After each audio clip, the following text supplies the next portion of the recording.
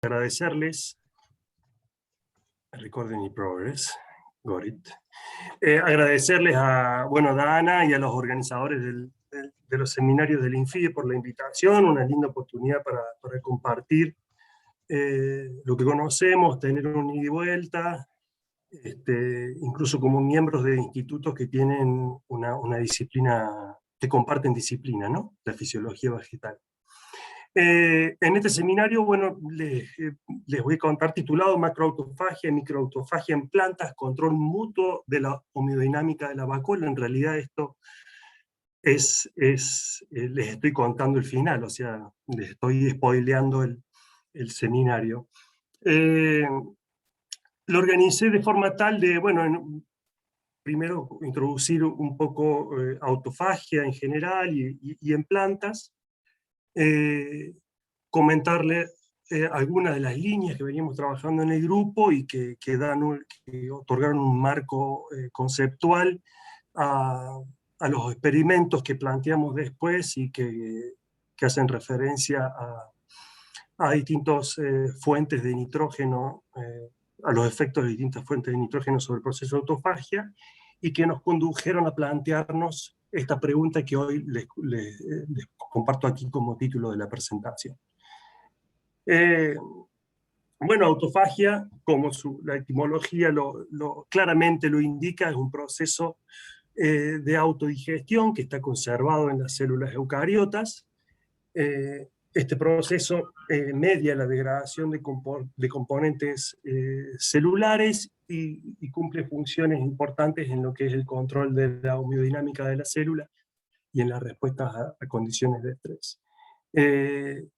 Inicialmente, aquí entre paréntesis también coloco la relocalización porque inicialmente estaba estudiada en relación a sus funciones como proceso de degradación y reutilización de recursos y obtención de energía para la célula, pero también hay evidencias que postulan otras funciones que tendrían que ver también con esto de relocalizar o sectorizar regiones celulares.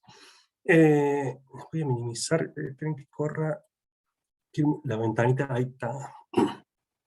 En plantas, particularmente, hay descrito dos principales vías de autofagia, podemos decir tres, pero bueno, las dos principales son macroautofagia y microautofagia, que si bien cumplen la misma función, que son funciones de degradación, tienen distintos mecanismos moleculares que la subyacen. Y la tercera, un tipo de autofagia caracterizado en plantas, es megaautofagia, que hace referencia a la ruptura del tonoplasto de la vacuola y la liberación de las enzimas líticas, proceso que ocurre particularmente en etapas finales de procesos de muerte celular de tipo programada en plantas. O sea que en esta presentación vamos a hacer referencia a macroautofagia y microautofagia.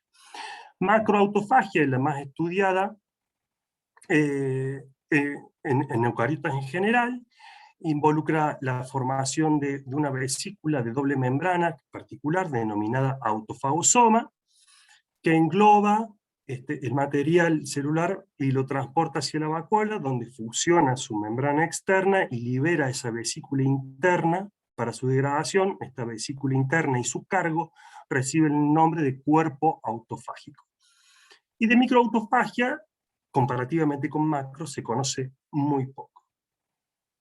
Inicialmente este proceso fue descrito, identificado en células de mamíferos, en células animales, durante el desarrollo y en respuesta a condiciones de deficiencia de nutrientes. Veían que se formaban estas vesículas. Esto es una micrografía electrónica donde se observaban estas vesículas particulares de doble membrana, que se ve esta luz que se ve aquí es producto de la técnica utilizada y del corte, y así se observa estas vesículas de doble membrana denominadas autofagosomas.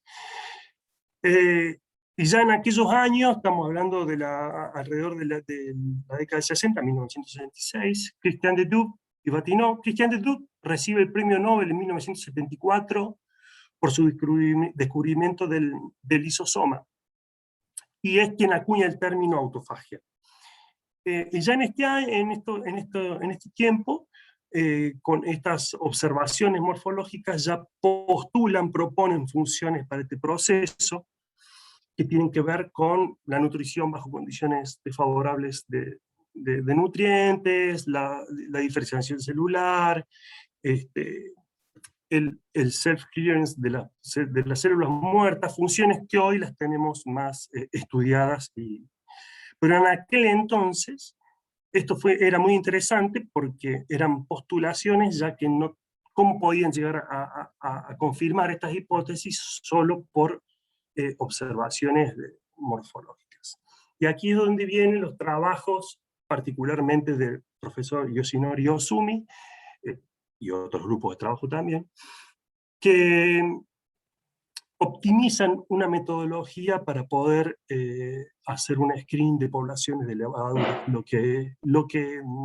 El ingenio que tuvieron fue utilizar concannamicina, que es un inhibidor de las ATPasas, bueno, las ATPasas vacuolares, o sea que impiden la acidificación de la vacuola y por tanto su actividad lítica, y de esa manera se pueden observar la acumulación de los cuerpos autofágicos en estas levaduras. Entonces, mediante experimentos de genética reversa de mutaciones en estas poblaciones de levaduras, los investigadores podían evaluar este fenotipo, identificar aquellas mutantes que no presentaban esta acumulación de cuerpos autofágicos, y hacer genética reversa para identificar cuáles son esos genes o esos componentes que estaban afectados y que sustentaban el proceso de autofagia, de macroautofagia. Entonces es así que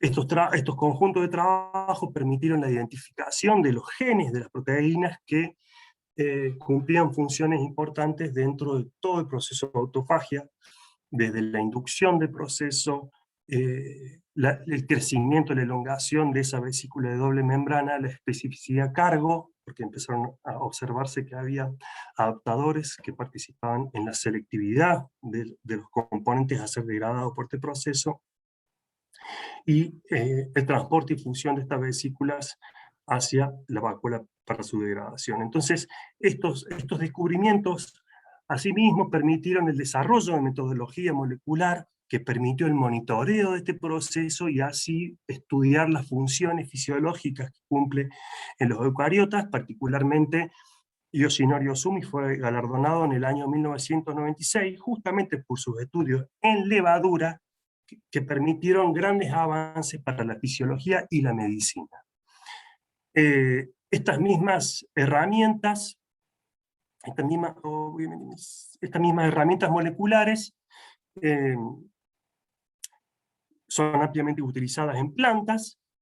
Aquí les muestro básicamente un esquema, cuáles son las más ampliamente utilizadas, y que utilizamos nosotros en el laboratorio, que es la expresión de la proteína fusión GFP con ATG8. ATG8 es una proteína involucrada en el crecimiento de la vesícula autofágica, del autofagosoma, y tiene la particularidad que está presente desde etapas bien tempranas, de la formación del autofagosoma, hasta su maduración y su traslado y degradación en vacuola.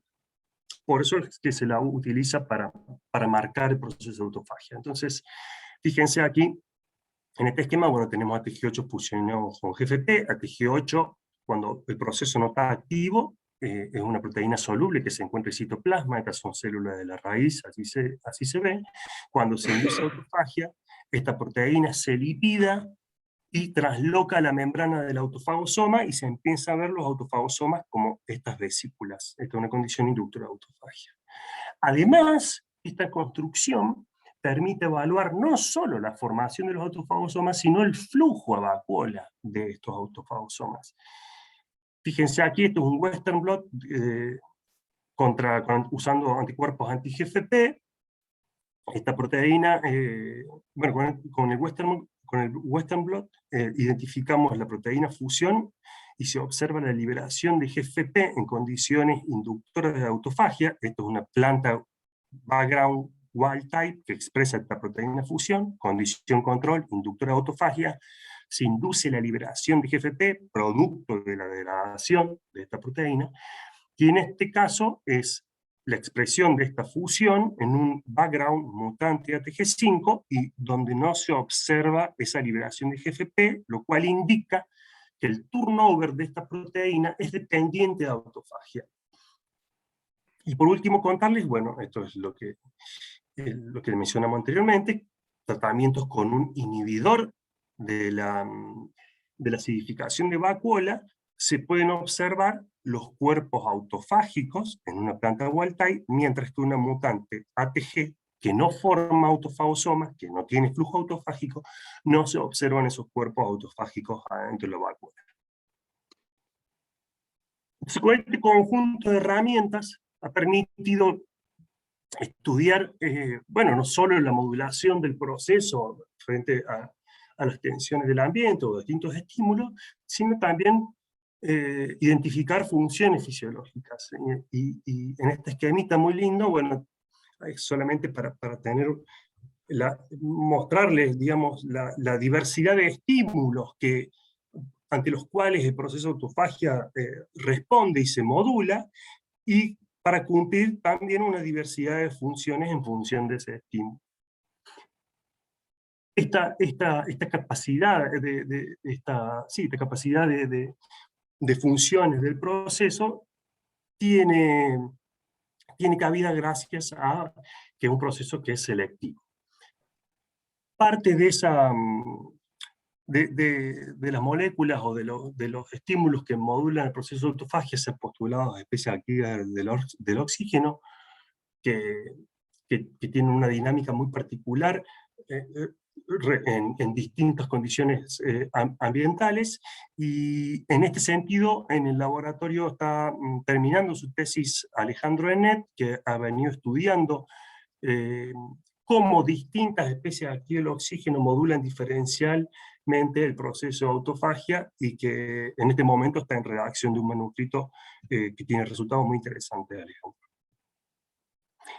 Quería destacarles algunas cuestiones particulares del proceso de autofagia en relación a sus funciones en plantas.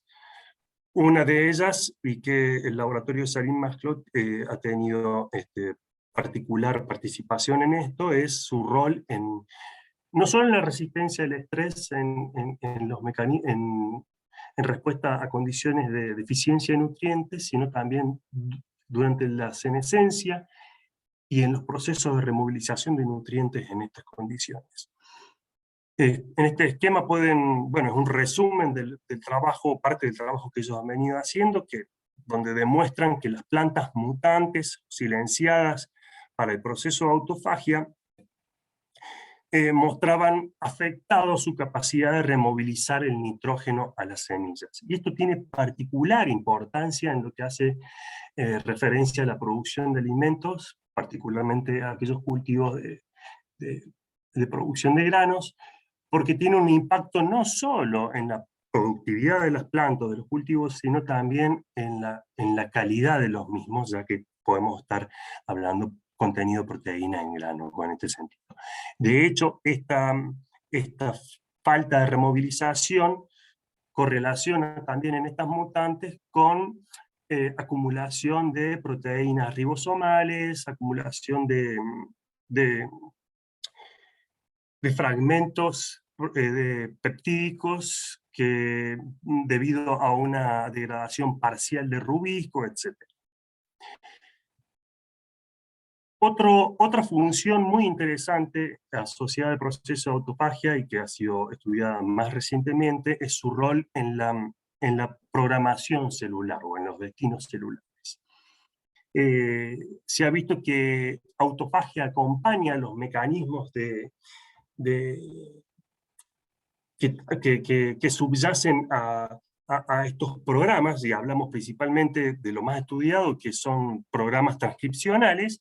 Bueno, autofagia acompaña estos procesos modulando el proteoma frente a las modificaciones del ambiente. Es así, por ejemplo, en este trabajo los autores hacen tratamientos particularmente hormonales y ven que las mutantes de autofagia tienen afectada su capacidad de desdiferenciación y rediferenciación, pero no solo con programa de desarrollo, sino también en respuesta al ambiente. Es un trabajo muy lindo, donde en resumen muestran que los mutantes de autofagia ante un primer estímulo de una condición de estrés, podemos decirlo un priming, y luego de una reexposición a esa condición de estrés, son más tolerantes debido a que fueron incapaces de resetear su proteoma. O sea que, bueno, estos trabajos se los recomiendo porque son muy interesantes. También recientemente ha sido estudiada la participación de este proceso en los mecanismos de defensa de las plantas contra los microorganismos, el proceso de autofagia a través de la degradación selectiva, es un mecanismo de defensa. En este caso, en este esquemita, bueno, aquí en el centro está representada la degradación autofágica, y esto particularmente en interacción con virus de las plantas. Autofagia reconoce y degrada componentes específicos de los virus, de los microbios en general, y otorga resistencia, pero así también en esta carrera coevolutiva que caracteriza a las interacciones de las plantas con los patógenos, hay ciertos patógenos que han adquirido la capacidad de inhibir el proceso de autofagia o incluso cooptar la maquinaria de autofagia para su propio beneficio. En este sentido, aquí es un esquemita, un trabajo también muy interesante y reciente, que estudian la participación del proceso de autofagia en las interacciones de la planta con Phytophthora infestans, y lo que ven que a través de una proteína adaptadora, NBR1, autofagia cumple funciones antimicrobianas, pero que Phytophthora infestans, a su vez, secreta efectores que son capaces de interaccionar con ATG8, competir con el lugar de interacción de NBR1 y de así antagonizar esta respuesta. O sea que en este caso el microorganismo es capaz de cooptar esta maquinaria, y se ha postulado que esto podría ser utilizado por el microorganismo como una forma para obtener energía, o incluso porque se vio que esta producción de autofagosomas era localizada en el sitio de infección, o sea, una defensa inmune polarizada. Y también se ha sugerido, pero no hay evidencias que así lo indiquen, que podría también los autofagosomas otorgar membranas para el crecimiento de esta interfase entre los dos organismos. Aquí abajo, bueno, imagen en microscopía con estas proteínas involucradas marcadas que indican las colocalizaciones y la producción focalizada de autofagosomas. Y teniendo esto en contexto, nosotros ya teníamos algunos trabajos que sugerían también la participación de autofagia en otra interacción planta-microorganismo, como lo es la leguminosa con los rizobios, que es una interacción simbiótica.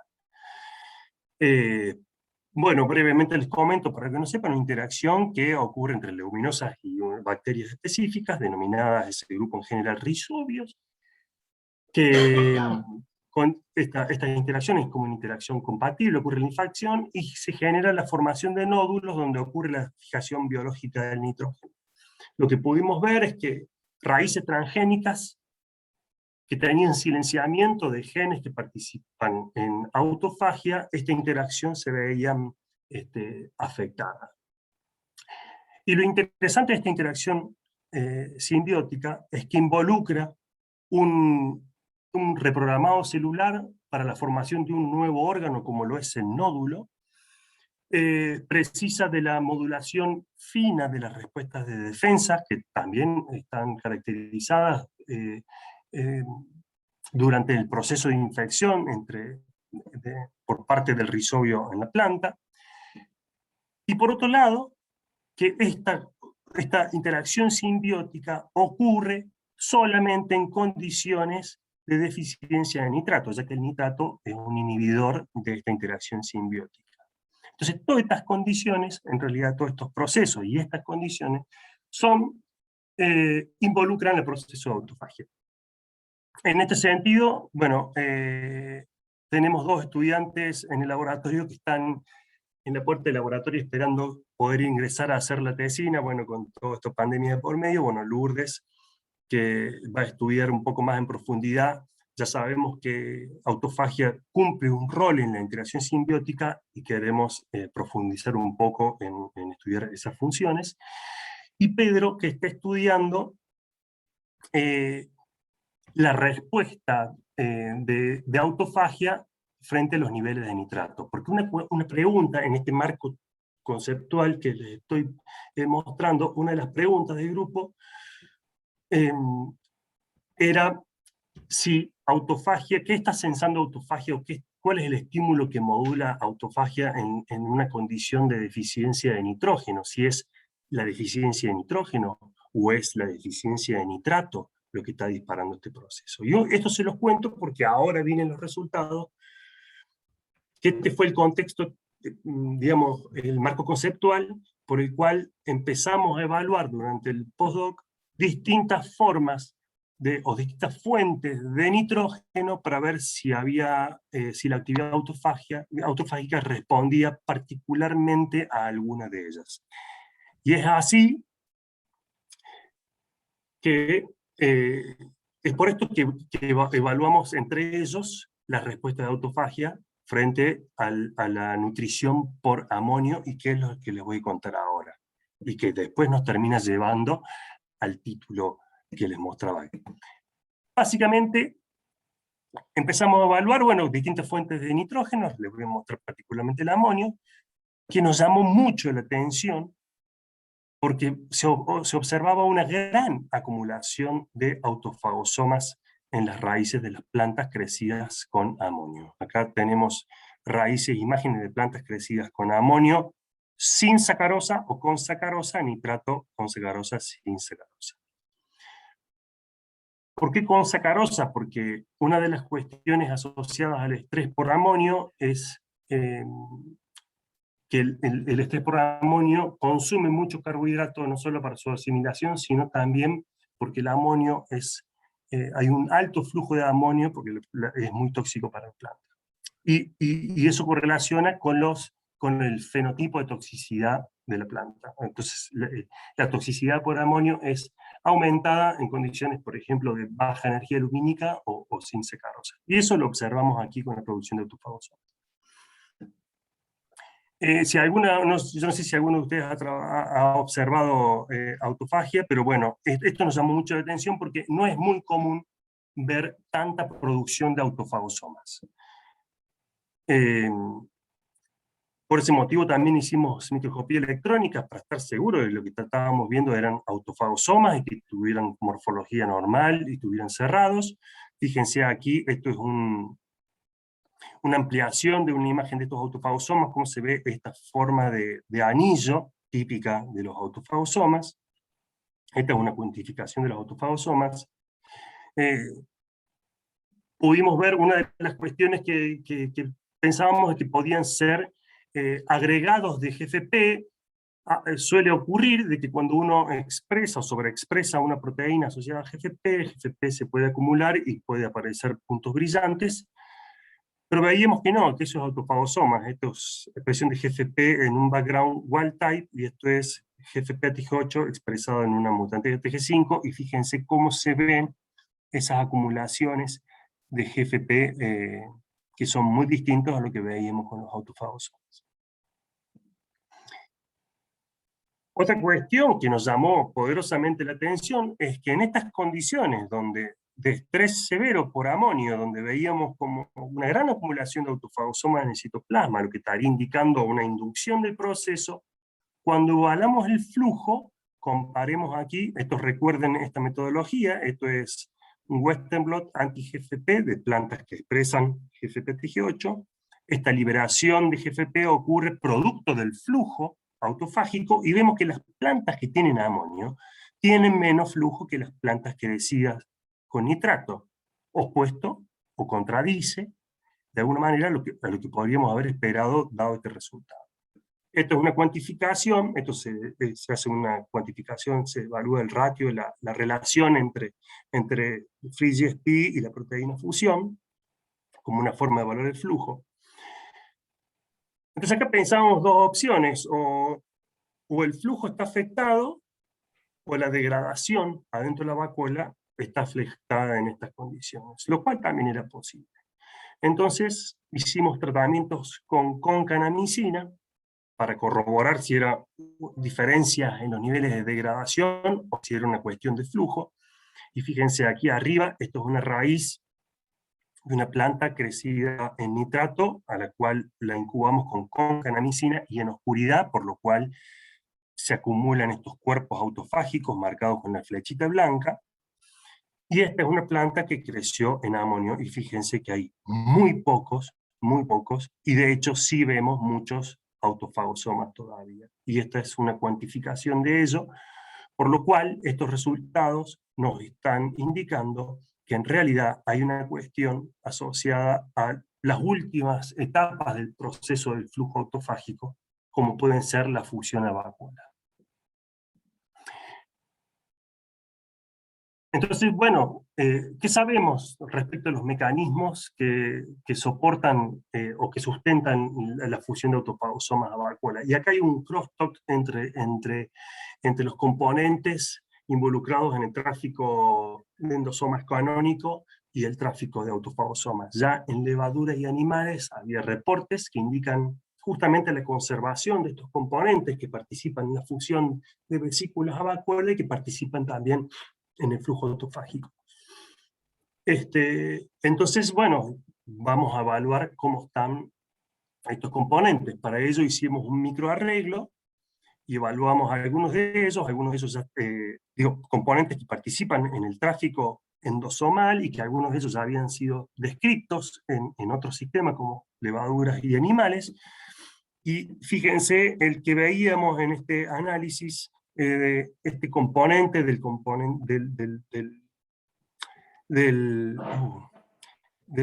complejo MON-CCZ era el único que se veía disminuido. También les quiero marcar esto porque ya vamos a volver con esto, los niveles incrementados de esta proteína del tonoplasto.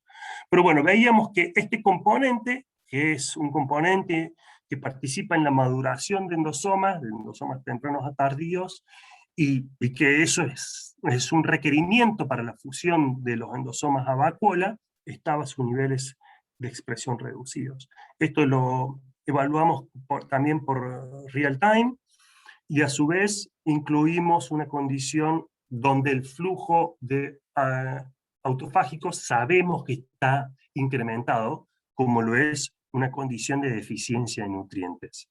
Y evaluamos los niveles de expresión de estos componentes de este complejo, y vemos que en general, en las condiciones donde el flujo de autofagia está acelerado, hay un incremento en la expresión de este complejo, mientras que en las condiciones de nutrición por amonio, la expresión de este complejo estaba reducida. Esto nos sugería que quizás podía ser el mecanismo que esté underline, soportando la inhibición de la fusión de los autofagosomas que estamos observando. Para corroborar esto, evaluamos la formación o la acumulación de cuerpos autofágicos en plantas mutantes en estos componentes que está implicado en la maduración de los endosomas, y lo que vemos es que las plantas mutantes no presentan cuerpos autofágicos frente al tratamiento con concarnicina, lo que nos sugiere que efectivamente este complejo podría estar participando en el flujo autofágico.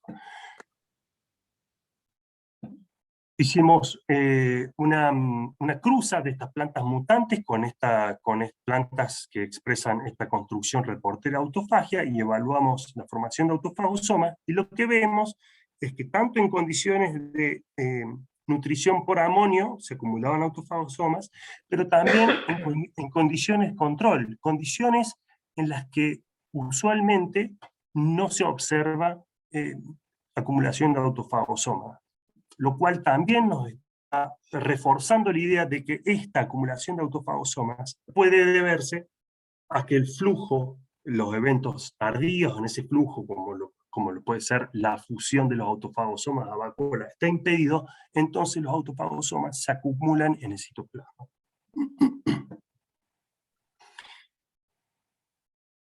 Por último, evaluamos el crecimiento de la raíz de estas plantas wild type, plantas que expresan la construcción GFP-TG8 y plantas mutantes de autofagia y plantas mutantes en este complejo de fusión de endosomas.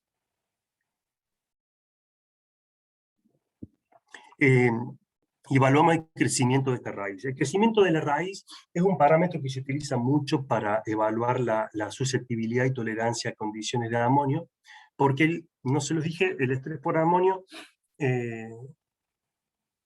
tiene efectos pleiotrópicos sobre la fisiología de la planta, por lo tanto, los mecanismos que sustentan la tolerancia y susceptibilidad también son muy diversos. Entonces, como una medida general del estado fisiológico, es una buena estimador el crecimiento de la raíz, se lo usa ampliamente.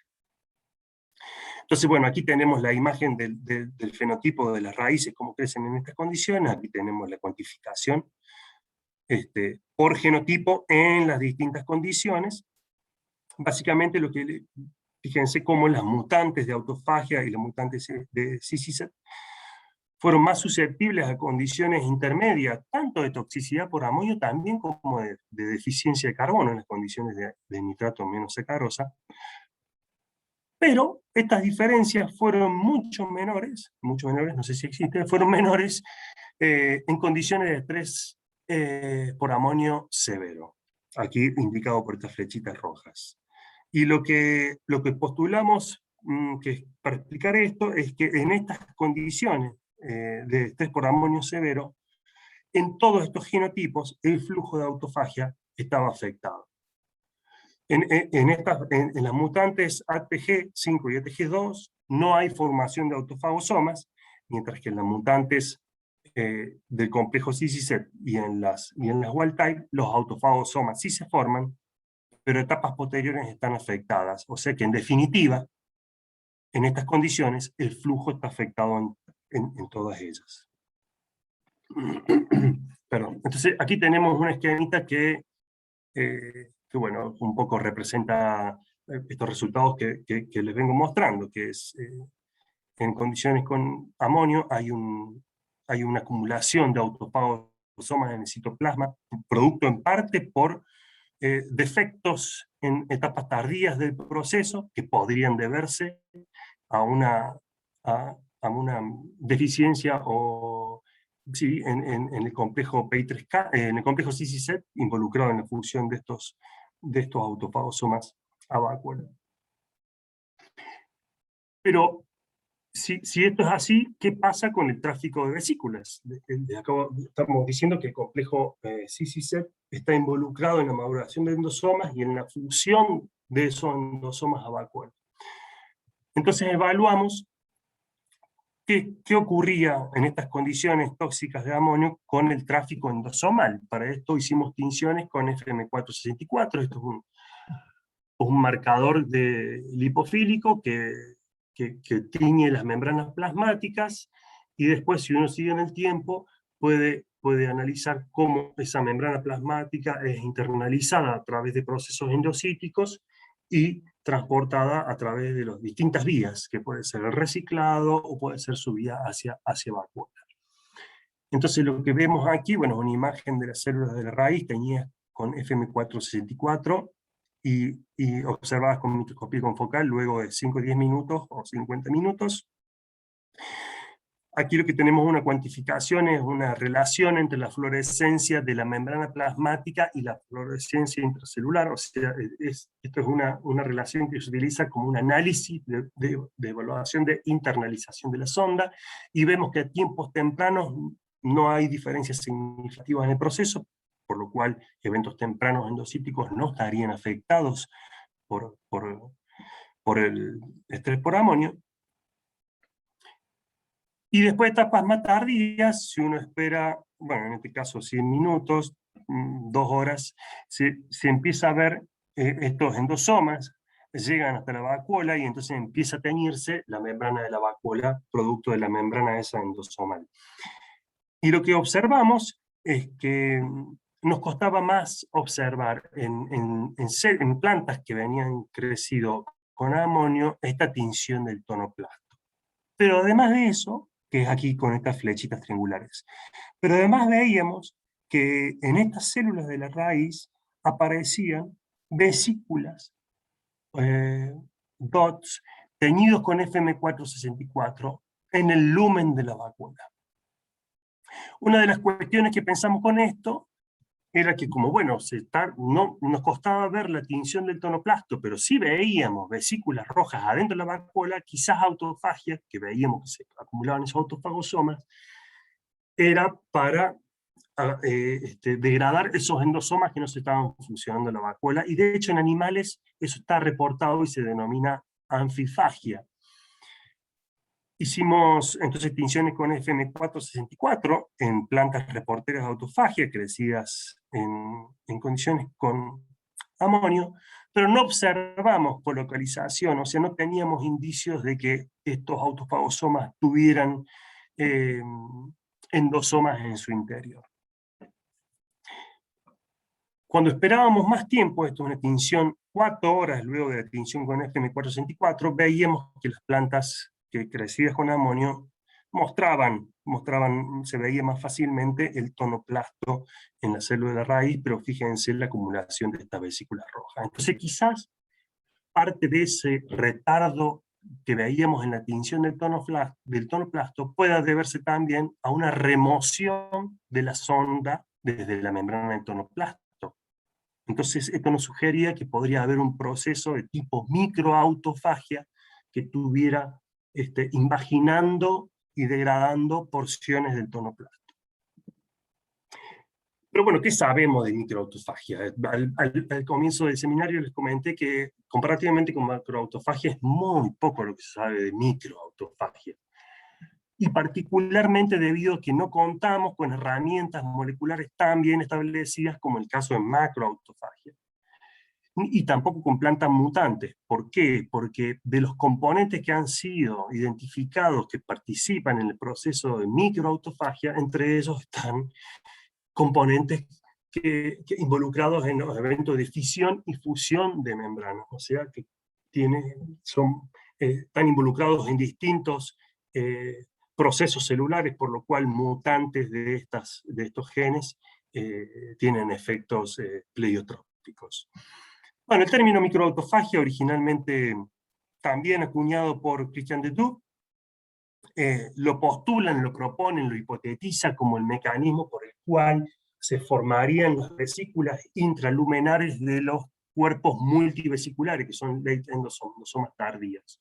Entonces ese proceso por el cual, aquí está, se formarían estas vesículas intralumenares podría ser un proceso de tipo microautofagia. Posteriormente, también en células animales, mediante análisis morfológicos, se veían estas deformaciones en la membrana de lisosomas o vacuolas que forman estas invaginaciones, que son actualmente denominados tubos autofágicos. Esto es una mitocondria errante que también parece estar siendo tomada por la vacuola, porciones del núcleo y demás. De nuevo, ¿cómo podemos inferir funciones fisiológicas para este proceso a través de observaciones morfológicas? Bueno, se ha avanzado particularmente en levaduras, en el estudio de este proceso, y se ha observado que de manera similar a lo reportado para macroautofagia, microautofagia participa en la degradación de peroxisoma, distintos órganos, peroxisoma, mitocondria, parte del núcleo, lipid droplets, citosol, pedazo de citosol, del endoretículo endoplásmico, incluso del tonoplasto, de la membrana de la vacuola del lisosoma. Una cuestión interesante asociada al proceso de microautofagia es que los distintos eventos que han sido estudiados bueno, los nombres de microautofagia, igual que macroautofagia, se los nombra de acuerdo a la organela que degrada, ¿no? Entonces, en el caso de mitocondria es mitofagia y así, y así.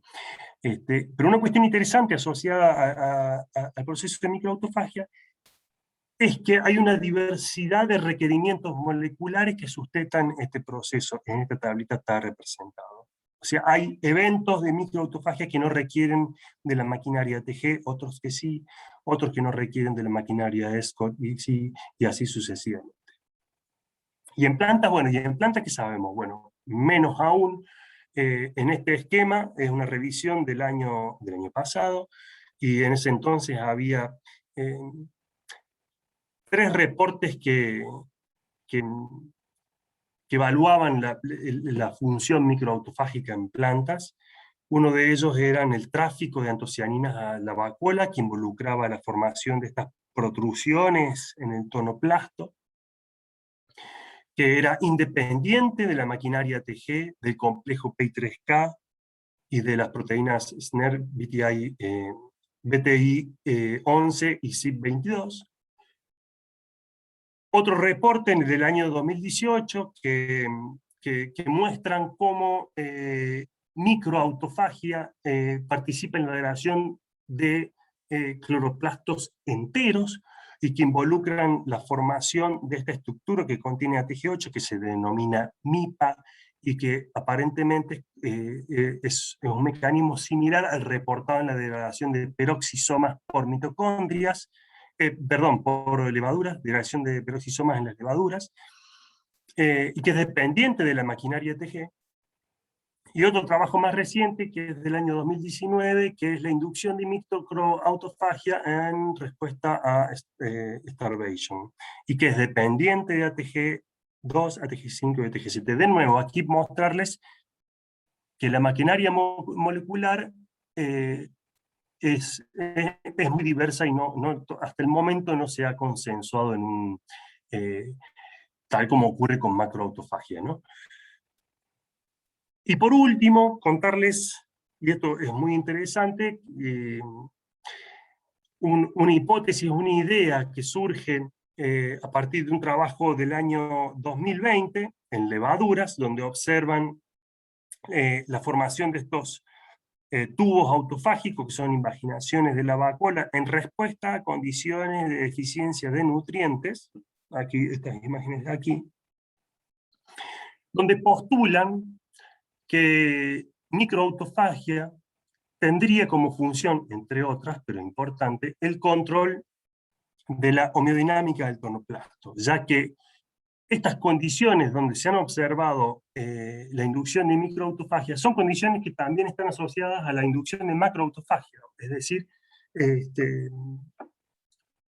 ocurren en simultáneo. Muchas veces se observa que ocurren en simultáneo estos dos procesos, incluso para degradar la misma organela, por ejemplo. Y una cuestión interesante que observan en este trabajo es que estos tubos autofágicos que se forman, esto es una micrografía electrónica, esta parte rugosa, se observa así debido a la presencia de proteínas transmembranas, y que en la parte que va a terminar liberándose la vesícula de esta invaginación hay un movimiento lateral de proteínas transmembranas y se libera una vesícula que es rica en lípidos. En definitiva, entonces, una idea interesante que surge de estos trabajos es que microautofagia se induce para compensar este influjo de membranas que estaría llegando a la vacuola producto de la inducción de macroautofagia. Bueno, hasta aquí entonces el contexto, para poner en contexto lo que viene ahora de nuestros experimentos para evaluar microautofagia. Entonces, ¿se acuerdan? Con FM464 veíamos estas vesículas adentro del lumen de la vacuola que nos sugerían que venían o derivaban de procesos de invaginación del tonoplasto.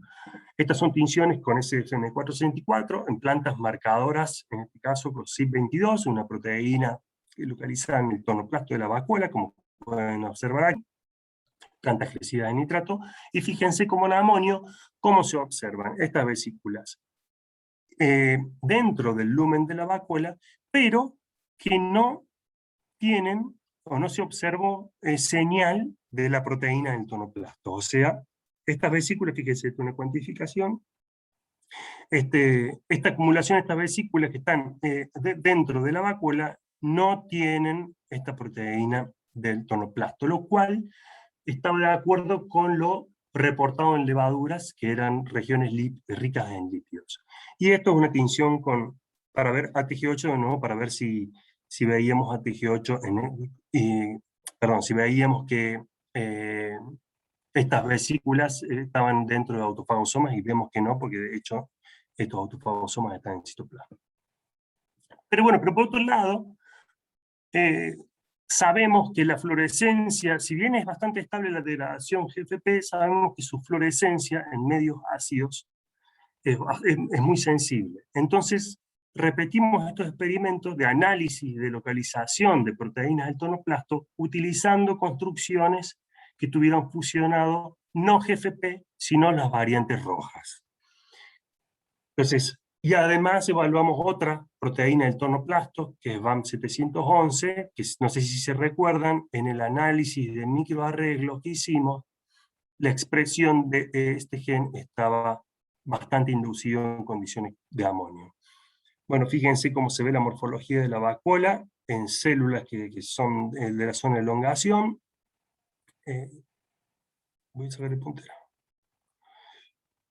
En plantas crecidas en condiciones con nitrato, y estas, como se ve, esta misma construcción en plantas que fueron crecidas con amonio. Y fíjense, bueno, aquí tenemos una ampliación de este detalle, cómo se ve la acumulación discreta de esta proteína en zonas discretas, valga la redundancia, del tonoplasto, incluso dentro de la vacuola, ya que mostraban movimiento browniano. Y esto es clave para ver muchas veces la localización adentro de la vacuola, porque la vacuola es muy dinámica y tiene circunvoluciones, presenta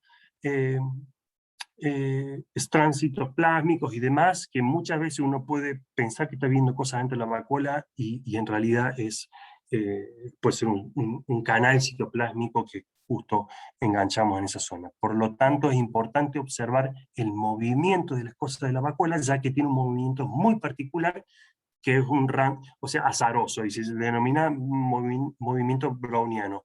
Las cosas aparecen y desaparecen, mientras que en el citoplasma uno ve una línea de movimiento.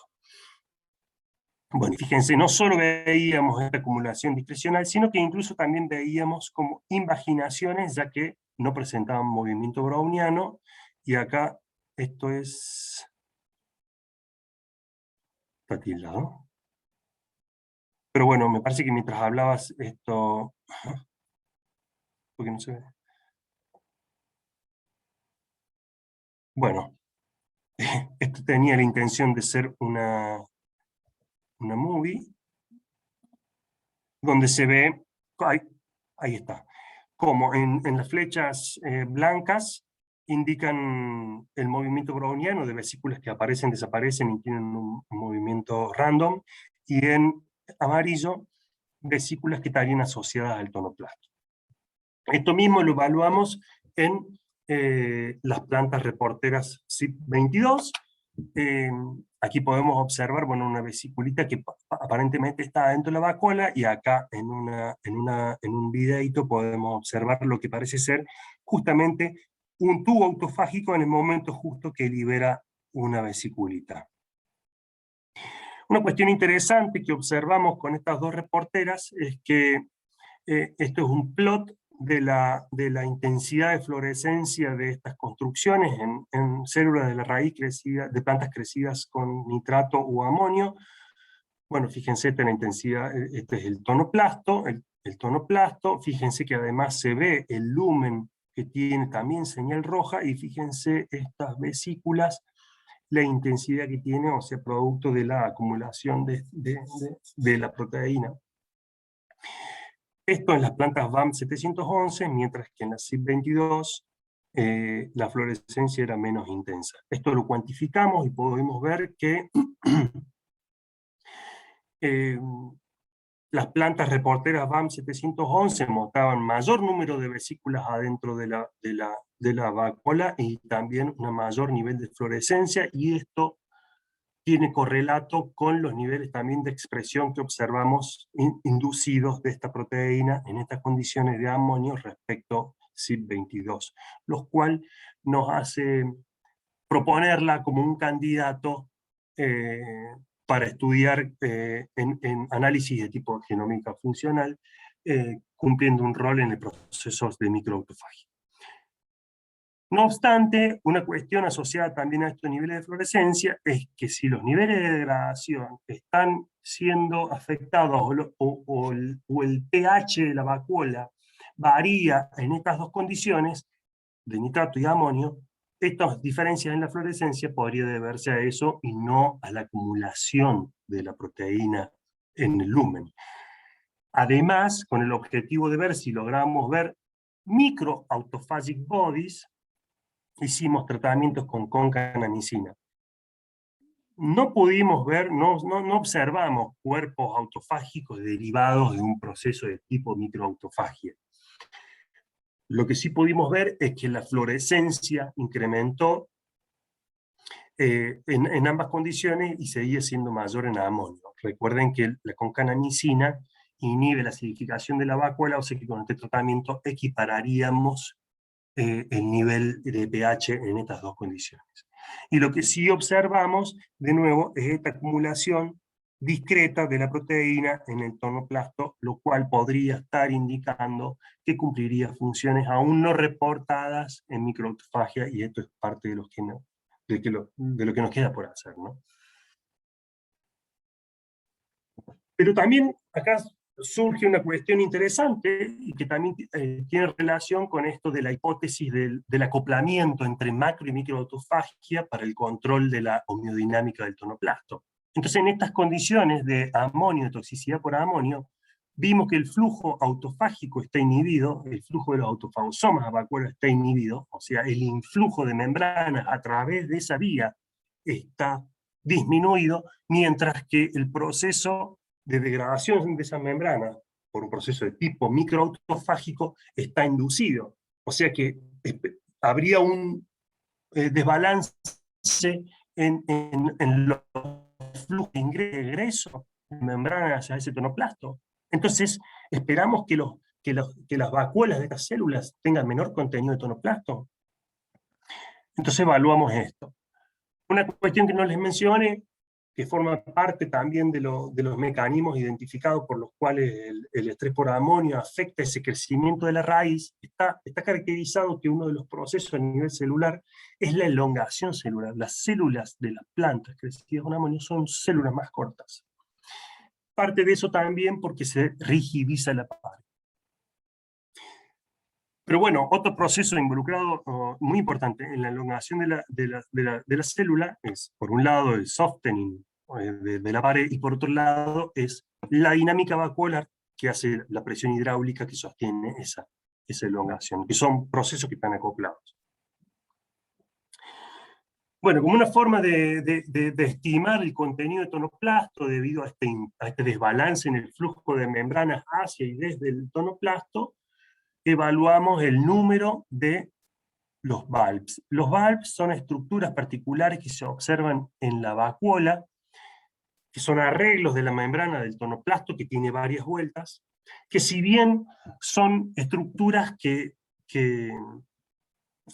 pueden formarse artificialmente debido a la dimerización de GFP en estas construcciones que expresan una proteína del tonoplasto fusionada a GFP, esa GFP puede favorecer la dimerización y el formado de estos valves que les menciono. No obstante eso, a nosotros nos servía como una forma de estimar el contenido de tonoplasto. Bueno, fíjense aquí, entonces estos valves son estas estructuras que ven aquí y que tienen la característica de tener varias vueltas de membrana, por lo tanto la intensidad de fluorescencia, como ven aquí, es mayor a la intensidad de fluorescencia que se observa en el tonoplasto, ¿sí? Lo que hicimos entonces fue cuantificar el número de estas estructuras y el diámetro de esas estructuras, y lo que vimos que las raíces de las plantas crecidas con amonio tenían mucho menos contenido de esta estructura, por lo tanto tenían menos contenido del tonoplasto, que aquí es bastante evidente en esta imagen de una planta wild type. Ahí en negro está marcado con punteado por donde el espacio que ocupa la vacuola celular, y fíjense en amonio, o sea, una estructura simplificada, y con simplificada hacemos referencia a que la relación entre el volumen y perímetro es distinto. Analizamos también mediante microscopía electrónica y pudimos observar, bueno, el mismo resultado. Vimos las células de la raíz de plantas crecidas con amonio, estas condiciones donde el flujo macroautofágico está inhibido de microautofagia inducida, veíamos que el tonoplasto, la vacuola tenía esta forma simplificada, mientras que en las condiciones control era mucho más compleja. Y esto obviamente se refleja en esta relación que les mencionaba de perímetro-área por cómo lo cuantificamos nosotros, pero eso lo podemos extrapolar a lo que hace la relación volumen-superficie. Y vemos que las células de las plantas crecidas con amonio, esa relación estaba disminuida. Lo que sí nos llamó la atención es que a la hora de cuantificar el área que ocupa, el área celular que ocupa esa vacuola. ¿Por qué cuantificamos esto? Porque, como les mencioné anteriormente, uno de los procesos muy importantes que asociados a la elongación celular es la expansión de la vacuola, y está caracterizado, de hecho, uno cuando evalúa durante el desarrollo de una raíz de la planta, las células a medida que pierden su capacidad de elongación, células ya de la zona de diferenciación de la raíz, tienen un máximo de ocupación la vacuola de ese volumen celular. Y eso observamos aquí en las plantas crecidas con amonio. Entonces, este conjunto de resultados es el que nos lleva a postular esta pregunta, que lleva como título este seminario, y que actualmente lo hemos presentado en esta convocatoria para financiación por la agencia, y que es estudiar justamente cómo la dinámica de los procesos macro y micro impacta sobre el crecimiento y el desarrollo de la vacuola, y esto, asimismo, tiene correlato con la dinámica de la vacuola y procesos asociados a ellos, como es la elongación celular y la apertura de estomas, entre otros. Entonces aquí les dejo esta esquemita que de alguna manera resume un poco el conjunto de los resultados. En estas condiciones, el flujo de autofagosomas, condiciones, perdón, de toxicidad por amonio, el flujo de autofagosomas se ve afectado, se acumulan en el citoplasma, posiblemente por defectos en este nivel de este complejo, perdón, de este complejo. Asimismo, observamos que hay un incremento en la degradación del tonoplasto en estas condiciones. Eso conduce el desbalance entre, o la activación diferencial entre estos dos complejos podría sustentar esta reducción en el contenido del tonoplasto. Por lo tanto, en estas condiciones, la planta, las células llegan a un máximo de ocupación de vacuola con un nivel reducido del volumen celular. Bueno, y esta es una imagen para visualizar un poco cómo es. Uno piensa en una vacuola muchas veces y piensa que es una organela bastante estática, y es una organela muy dinámica y que cumple funciones muy, muy importantes para la fisiología de la planta. Bueno, para finalizar, por supuesto, los agradecimientos a nuestro grupo de trabajo liderado por Ramiro Lascano. Estos somos los integrantes. Bueno, Laura Saavedra, que es investigadora que trabaja con el MUGO Fiscomitella Patents. Damián Cambiagno, que acaba de ingresar a carrera recientemente, no llega al año de ingreso y encima en pandemia. Así que bueno, bienvenido Damián. Alejandro Enet, que les conté que está haciendo su doctorado, que lo está terminando, estudiando los efectos de la regulación redox sobre autofagia. Georgina, que está haciendo el doctorado con Ramiro, con Laura. Y bueno, los estudiantes que están entusiasmados por empezar, y que bueno, que por el momento estamos bastante impedidos. Bueno, y nuestros colaboradores, Koki Yoshimoto de la Universidad de Meiji en Japón y Selim Masclo, agradecer al financiamiento de los fondos públicos eh, que financian nuestro trabajo, y muchas gracias a ustedes por vuestra atención. Y miren, esto es una imagen de esta mañana de las sierras, las vapuleadas sierras chicas de Córdoba. Miren qué belleza de cómo amaneció Córdoba esta mañana. Bueno, muchas gracias.